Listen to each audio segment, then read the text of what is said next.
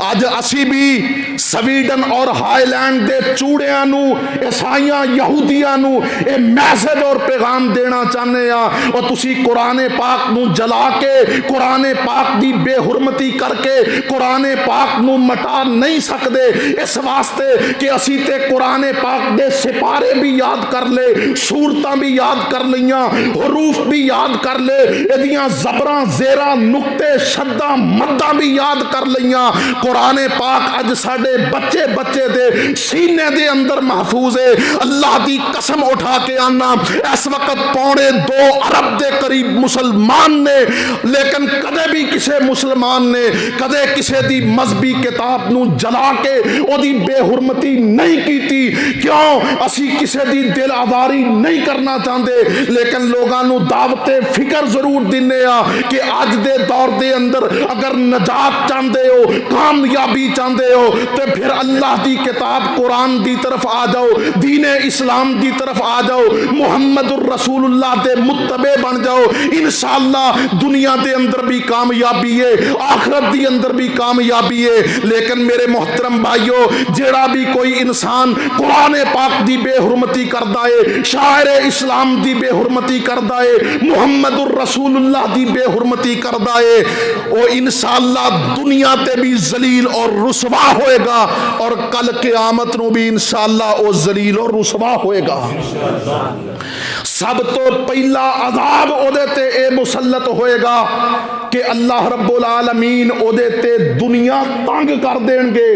دنیا اپنی تمام تر وسعتاں دے باوجود اس بندے واسطے تنگ ہو جائے گی، انہوں کروں نکلنا مشکل ہو جائے گا۔ جے میں سلمان رشدی نو تسی دیکھیا، اللہ دی قسم ہے جیڑا بھی اللہ دی کتاب دی، اللہ دے شاعر دی اور رسول اللہ دی بے حرمتی کردہ ہے، اللہ اس نو لوگاں واسطے عبرت دا نشان بنا دیندے نے۔ میرے محترم بھائیو، اور میں ایتھے اپنے مسلم حکمرانہ دی بھی توجہ دلانا چاہنا کہ اسی اپنی اپنی سیاست واسطے، اپنے اپنے اقتدار واسطے ہر حربہ استعمال کرنے ہاں، لیکن ساڈیاں زباناں گونگ ہو جاندیاں نے، خاموش ہو جاندیاں نے، تے اللہ دے شاعر دی جدوں بے حرمتی ہوندی ہے، اللہ دی کتاب دی جدوں بے حرمتی ہوندی ہے، رسول اللہ دی جدوں بے حرمتی ہوندی ہے، اگر اے سارے اسلامی ممالک دے سربراہان اور حکمران اے متحد ہو جان تو کسے نو کدے بھی